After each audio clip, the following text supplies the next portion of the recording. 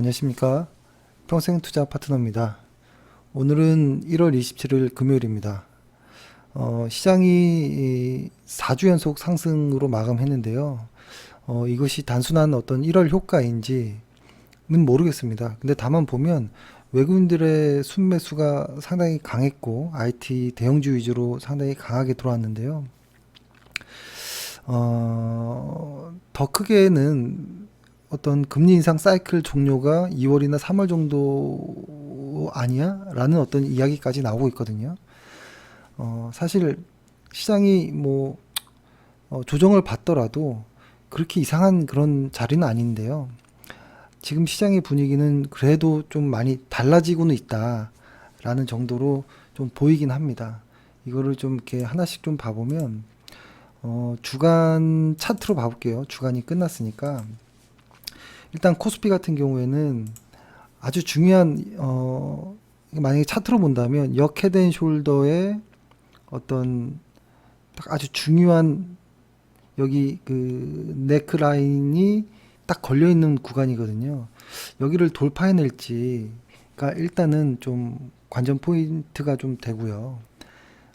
최근에 확실히 매수가 강한 것 같긴 해요. 이게 좀 보면 파워종합 차트를 보면 지금 올해 지금 4주 동안에 외국인들이 약 한 7조 정도 샀고 개인 투자자들은 한 7조 정도 팔았죠. 이렇게 보면 정반대로 가고 있거든요. 그리고 뭘 샀나 이렇게 좀 보면 이게 아니고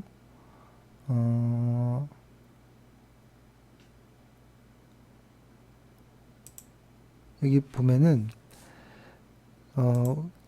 외국인 같은 경우에는 이렇게 좀 보면 대형주 위주가 확실히 좀 많이 보입니다. 그죠? 대형주 위주가 확실히 좀 보이고 금융주도 많이 껴있는 것도 보이고 그리고 기관 투자자의 경우에는 코덱스 레버리지 그죠? 그 다음에 코스닥 150 레버리지 이 또 좀 눈에 띄죠.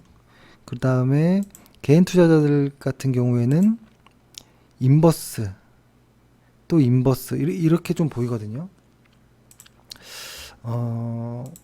사실 이게 누가 뭐 어떻게 이길지 모르겠습니다만 지금 상황은 기관과 특히 외국인 주도의 시장 상승이 분명히 있고 개인 투자자들은 계속 인버스를 좀 매수하는 누가 뭐 맞출지 모르겠습니다만 지금은 그런 어떤 시장이다 정도인 것으로 좀 보면 될 것 같고 특히 삼성전자가 좀 많이 올라왔죠. 삼성전자를 좀 보면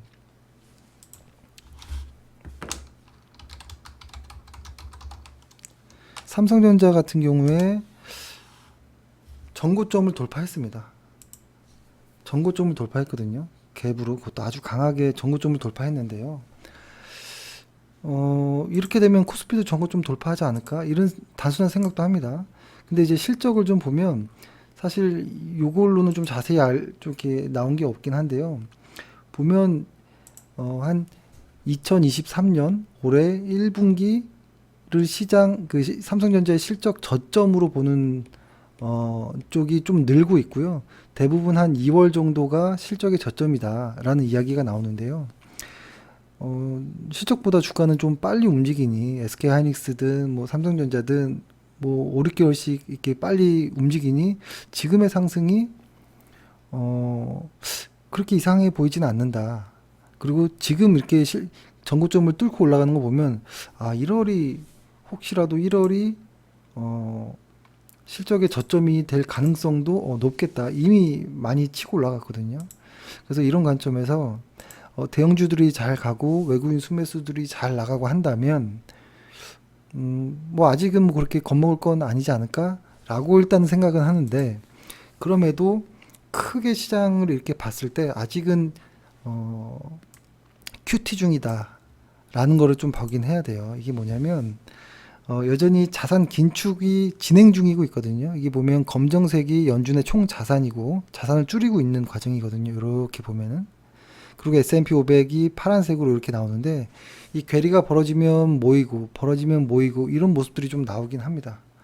그래서 지금도 그 비슷한 괴리가 나왔기 때문에 혹시 좀 조정이 올 수 있는 것 아닐까 이런 생각도 좀 하고 있고, 또 환율 같은 경우에도 보면은 어제도 제가 MACD 오실레이터를 좀 잠깐 말씀드리긴 했는데, 어, 이 역으로 이렇게 말리는 구간들이 이렇게 나오죠. 이렇게 역으로 말리는 구간에서 이렇게 환율도 약간 튈 수도 있습니다. 이렇게 튈 수도 있다라는 것은 코스피가 조정이 올 수도 있다라는 것도 좀 봐야 돼요. 그래서 어 그리고 또 하나, 그 다음에 요것도 있죠. 공포와 탐욕 지수 역시도 일정 부분 어떤 조금 탐욕 구간에 좀 와 있는 부분들이 있어서 조금 조정이 올 수도 있겠다 정도로만 일단은 좀 단기적인 생각을 좀 했습니다. 근데 다만 이거 월간 차트로 보면 아직 이렇게 바닥권인 겁니다. 지금 이렇게 보면 바닥권이고, 저희가 생각했을 때 여기가 어, 한 7만 5천 원 정도를 저희는 삼성전자를 이제 받고 맥스로 가면 9만 원도 가겠다 이런 생각은 했었거든요. 근데 저는 9만 원 맥스를 PBR의 관점에서는 도착할 수 있다라고 보거든요. 삼성전자가 PBR 1배 정도까지 오고, 과거에도 이렇게 보면은 삼성전자 PBR 1배 그리고 2배 이렇게 왔다 갔다 하는 경우들이 있거든요. 아마 PBR 2배 정도가 9만 원 정도였던 기억이 나는데, 저는 시간이 지나면 언제인지 모르겠지만 9만 원은 갈 수 있을 거라고 봅니다. 그래서 지금 역시 6만 5천 원 정도 됐는데요. 그렇게 뭐 비싼 뭐 이런 가격은 아닌 것으로. 근데 다만 아직 시장 분위기상 이게 지금 왜 오르는지 아무도 제대로 이야기가 좀 논리적으로 되는 경우는 많지 않잖아요. 많은 투자자들도. 그렇기 때문에 단기적인 조정들은 끊임없이 있을 수 있겠다 이런 생각을 좀 해야 될 것 같고, 지금 뭐 물가가 9.1에서 6.5까지 내려왔지만 여전히 높은 단계이긴 하죠. 그래서 변동성은, 그리고 금리도 4.5이고 상당히 좀 불안한 이런 위치인 건 맞아요. 근데 추세는 좋아지긴 하고 있지만, 그래서 단기적인 어떤 변동성은 받아들여야 될 것 같다. 그래서 최근 시장을 보면은 좀 오래 참을 수 있는 사람들에게는 좋은 장인 것 같아요. 그러나 좀 짧은 어떤 호흡이라면 지금 상당히 어려울 것 같아요. 지금 막 또 사고 싶어지거든요. 그렇죠? 그래서 지금 아무튼 그런 정도로 보고요. 지금 PER로 보면은 한 오늘 또 상승을 했으니까 아마 12배가 왔을 것 같아요. 이게 전일 기준이니까 12배가 도착했을 것 같거든요. 그래서 분명히 어떤 심리적 저항은 있다라는 것이고, 지금 시장의 아무튼 핵심은 침체 없이 어떤 연착륙에 대한 어떤 기대감. 침체는 침체지만 영착륙일 것이라는 기대감, 경착륙이 아닌 연착륙일 것이라는 어떤 기대감, 그리고 어떤 너무 많이 비어졌던 어떤 그 매도 물량들이 다시 좀 채워지는, 이 정도로 좀 보는 게 어떨까라는 생각을 합니다. 제가 이렇게 주저리 했지만 결론은 뭐냐면 모르겠다 뭐 이런 뜻입니다. 모르겠다는 뜻이고, 지금은 그저 수급적으로 거침없이 계속 올라오고 있거든요. 이렇게 보면은 이거 말고 수급적으로 일간으로 이렇게 보면은 1월 들어서 외국인들이 계속 엄청난 양으로 빠른 속도로 매집하고 있거든요. 그래서 뭐 단기적으로는 어쩔지 모르겠지만 이 강한 어떤 힘이 있으니까, 아무튼 조정은 그래도 조정이 나와도 전혀 이상하진 않는 그런 변동성들에 대한 것들을 항상 생각해야 될 것 같고, 좀 길게 만약에 지금 코덱스 200이나 이런 것들을 삼성전자를 산다면 적어도 올해 말 정도까지는 가보자 이런 마음으로 좀 편하게 있어야 될 것 같은 생각이 좀 듭니다. 그리고 저희가 오늘 단기 매수를 하나 했는데요. LG 생활건강을 했거든요. LG 생활건강이 뭐 좋은 회사이지만 뭐 시장 매크로 이슈와 조금 뭐 여러 가지 이슈들로 좀 많이 빠지긴 했습니다. 근데 좀 많이 빠진 부분들이 있어요. 그래서 보면 LG생활건강의 이거는 보통주의고요. 아래가 우선주의인데요. 보면은 이미 바닥 대비해서 이만큼까지 50%가 올랐습니다. 벌써 LG생활건강 같은 경우에. 근데 LG생활건강 우선주는 바닥 대비 한 17% 정도 맞죠? 한 18% 정도 올랐거든요. 갭이 많이 벌어졌죠. 근데 요것을 사실 뭐 반쪽짜리 어떤 차익 거래라는 어떤 느낌으로 매수를 한 건데요. 뭐냐면 사실 저희가 장기 투자는 뭐 저희가 뭐 계속 많이 떨어질 때 1차 매수하고 또 떨어지면 2차, 3차 하고 적정 주가까지 가면 이게 팔고 이런 것들을 많이 하잖아요. 저희 장기 매매는. 그리고 최근에 어떤 단기 매매는 그 어떤 쭉 올라왔을 때 이렇게 요 작은 파동들 안에서 뭐 매수, 매도 뭐 이렇게 하는 걸 단기 매매라고 하는데 그 전에 한동안 시장 어려웠을 때 했던 저희가 하루짜리 1%짜리 단타를 했을 때 그거는 사실 저희가 예전에 어릴 때 선물 옵션 했을 때 상당히 잘 되었던 방식이었기 때문에 좀 사용했던 것이 있고 또 하나는 지금 요 하는 차익 거래 형식도 많이 했었거든요. 뭐냐면 분명히 같은 패턴으로 움직이는데 괴리가 벌어질 때가 있거든요. 괴리가 벌어질 때 그때 얘네들을 매도하고 얘네들을 매수하는 전략을 많이 했는데 이거는 사실 매도를 안 했으니까 그냥 반쪽짜리 차익 거래로 매수를 했다 이렇게 보시면 좋을 것 같습니다. 근데 얘네들은 그 보통주와 우선주는 거의 같이 갑니다. 근데 지금 확실히 50% 올라오는 동안에 여기 바닥에서 50% 올라오는 동안에 얘네는 진짜 조금밖에 안 올라왔거든요. 그래서 어느 정도 갭은 좀 메우지 않을까라는 생각에 차익 거래 형식으로 좀 했다. 근데 다만 얘네들의 기대 수익은 그렇게 크진 않습니다. 기대 수익은 뭐 그렇게 크진 않기 때문에